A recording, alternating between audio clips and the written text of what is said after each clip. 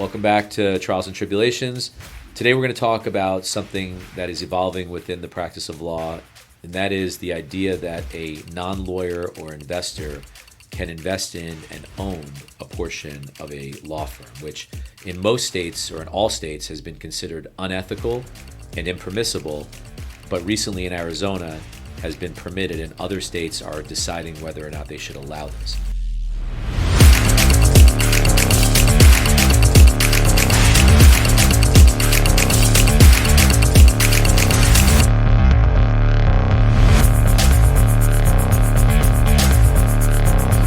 Larry, admittedly, we're talking about this topic. In no way am I an expert on it, and I don't know the specifics of every detail of the legal requirements in the state of Arizona.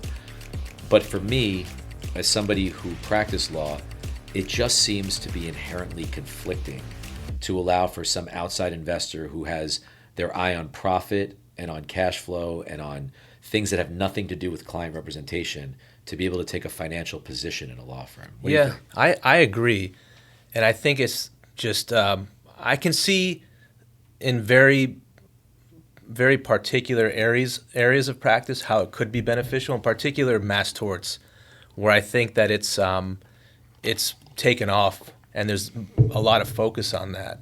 But I think that having that excessive commercialization of a law practice interferes with the sanctity of the relationship between a lawyer and his or her client. And I always come back full circle to that point when I analyze the situation. I mean, you and I, we have 1 foot in law, 1 foot in business, 1 foot in insurance, 1 foot in finance. So I think we're in a unique position to really understand the influence that outside investors and outside counterparties can have in a business. And we also understand how delicate the relationship is between an attorney and his or her client, and how much that confidentiality and privilege matters, and why these traditions matter, and why certain things have been deemed unethical for centuries now. And I understand the pressure intimately on attorneys to keep up with the commercialization of the practice of law and to cope with the needs for financing, to cope with the needs to grow in a competitive environment. But I think in most, if not almost all situations, this is a step too far. Yeah, I mean, so there's no problem with a lawyer getting a loan, getting financing. That's totally permissible. But the idea that some third party that is not an attorney, that has no skin in the game on the case itself, isn't actually representing the client, could influence the decision-making of that lawyer just seems totally off base to me. When I think about our own business at Idea Financial or LevelEsq, in those businesses, we have a responsibility to return shareholder value. At the end of the day, everything that we do has to focus on returning as great of a value as we can to our shareholders. That's our responsibility. That's our obligation, because they are investors in our company. Lawyers' primary and only responsibility should be to deliver the best value to their client. If in any situation the best value or the best representation to their client conflicts with returning the best return to their shareholders, which direction do you go? Where is your obligation at that point? That's the crux of the issue. And that seems extremely problematic to me. And again, I think that one of the things that you and I both know, maybe more than others, are the difficulties, because we provide financing to lawyers, the difficulties that lawyers sometimes have in either getting access to money or getting access to enough money to be able to finance the expensive nature of the litigation. So I get why they would want to do this and why they would want to support it. But if you're taking a view higher up, 35,000-foot view, it just seems like you're putting yourself into a very, very bad ethical situation if you partner with somebody who has no impact on the actual representation themselves. That's true, or doesn't understand the nuances. Sure, you know, the lawyer's obligation is to the client and to the client only. And the outcome of the case, the best outcome of the case, you can't always quantify that in dollars and cents. It's much more nuanced than that, especially in personal injury cases. We're dealing with human beings and families. And again, the best outcome is not always the highest recovery. And to get to the highest recovery might entail a lot of risks and a lot of commitments that the client isn't necessarily willing to take, or it's not the best thing for the client to be doing. There's a lot of intricacies that go into evaluating the best outcome for your client. And by bringing in non-lawyer owners of the firm, I think that those waters can get very muddied. And there's a real solid reason why most states, all states except for Arizona, I guess D.C., I just learned somehow, has been allowing this kind of structure for a while. But again, the Arizona change has been a sea change. And, both of us share the same opinion. That said, it is interesting to observe what's going on in Arizona. It's a bit of a petri dish, so to speak. And I think that the people who are most interested in pursuing these kinds of structures are part of almost a sub-segment of the legal industry.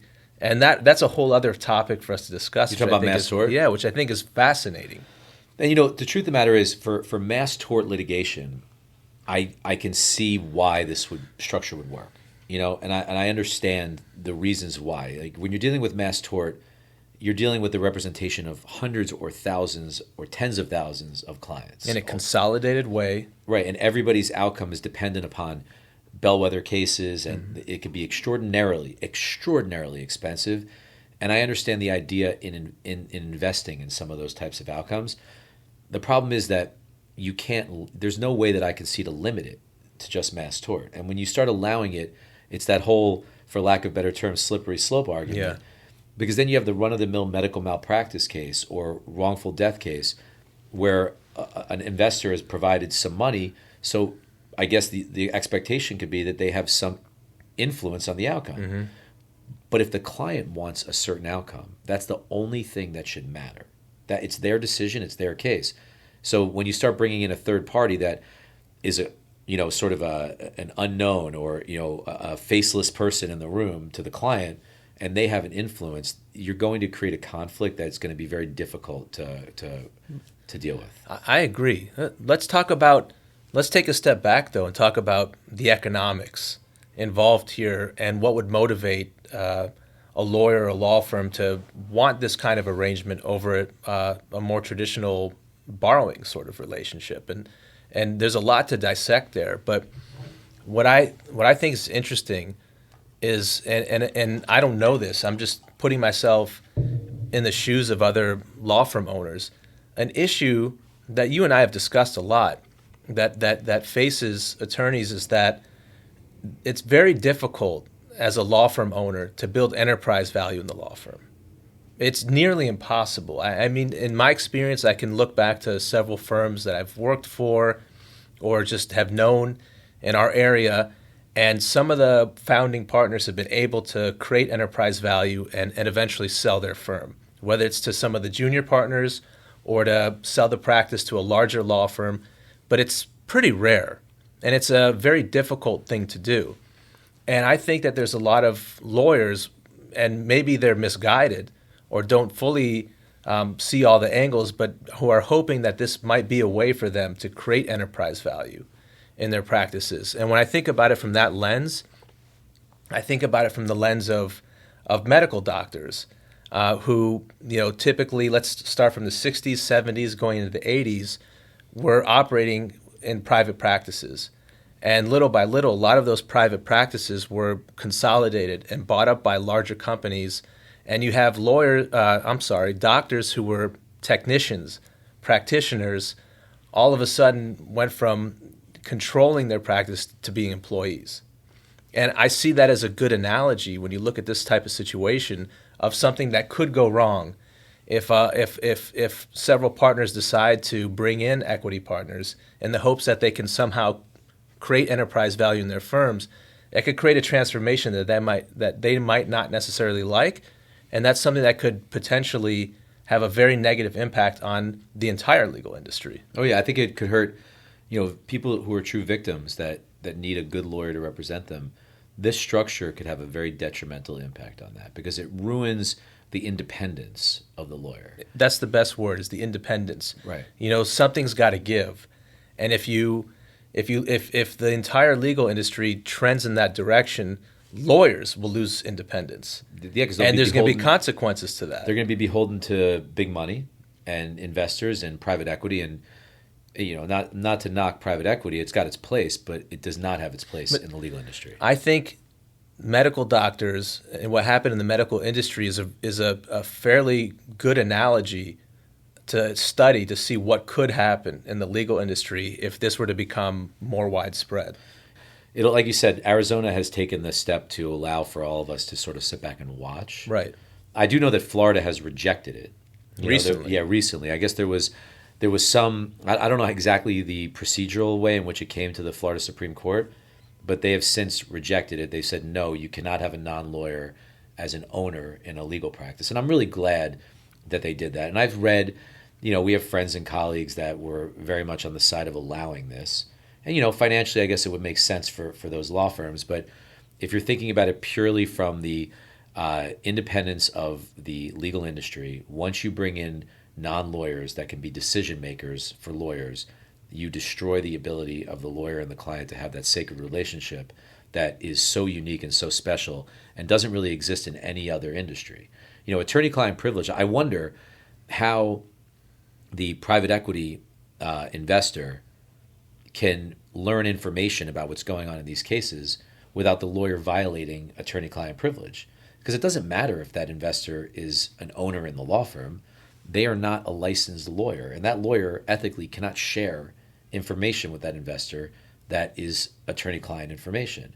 Likewise, if there is an error made or something that could be a violation of the bar, how does the bar control or how does the bar discipline a non-lawyer? I'm not sure. And I don't see how they possibly could. So if the private equity firm does something to mess with the trust account, for instance, who is going to be responsible? Will the lawyer then be responsible for the actions of their investor? Yeah, it's really about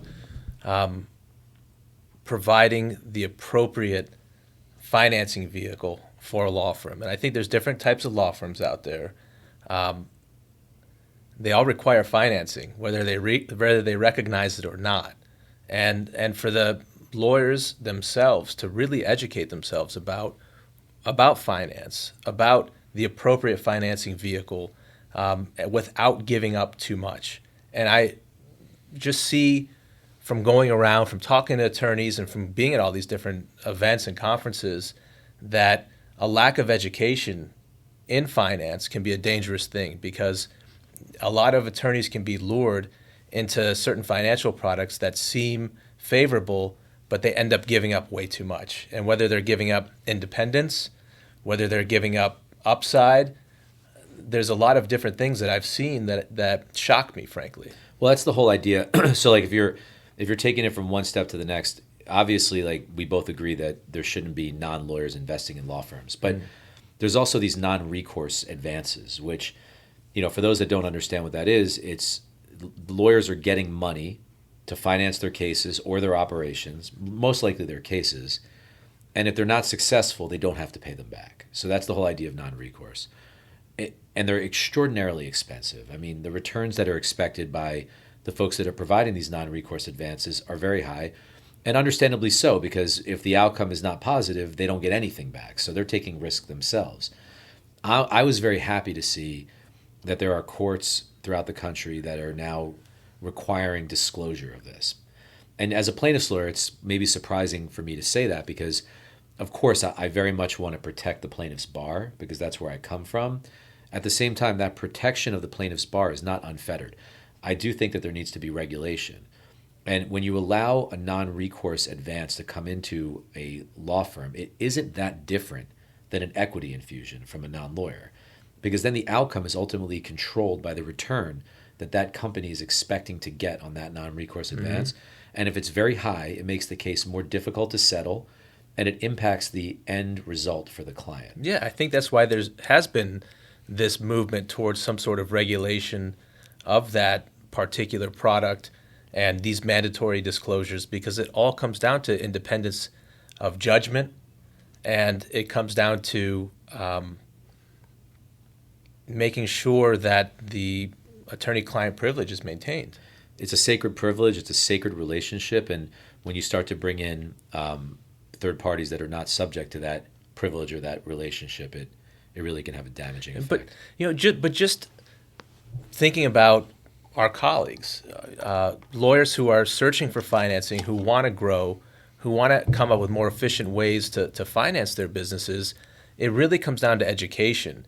And I'd implore upon any attorney who's considering taking in outside financing to really quantify what they're giving up and to quantify what kind of return they can get and how they can enhance their returns. Because there's some financial products that can enhance returns, and there's others that can greatly diminish them. And what alarms me is I see too many attorneys taking these financial products that actually diminish their returns. Because they're fast, they're easy, they're non-recourse. Yeah. And I see a lot of attorneys who are enamored by this concept of non-recourse, but I don't think that all of them fully understand what they're giving up in exchange for that. It's a lot. I think it would be interesting to have some people on the podcast that believe that these types of rules should be allowed, and I know we know a couple, so maybe we'll get them on here. We definitely should. But in the meantime, we'll continue this conversation, because I think when it comes to law firm finance in general, it's a deep and it's a broad discussion, but I think a lot of focus needs to be given on what is appropriate ethically before you even start talking about the different options. And for both of us, I think we can agree that allowing a non-lawyer to invest in a law firm it just seems unethical and impermissible. And I think in the long run, it can be detrimental to the independence of attorneys, independent of their relationship, so to speak, with their clients. I just think generally, and I'll go back to the analogy of what happened to medical doctors, losing that professional independence can have really detrimental effects to the industry itself. So thanks again for joining us on Trials and Tribulations. We'll look forward to talking with you on the next episode. And of course, if you have any comments or thoughts or suggestions, we'd love to hear them. Thank you for joining us. This episode was sponsored by LevelEsq.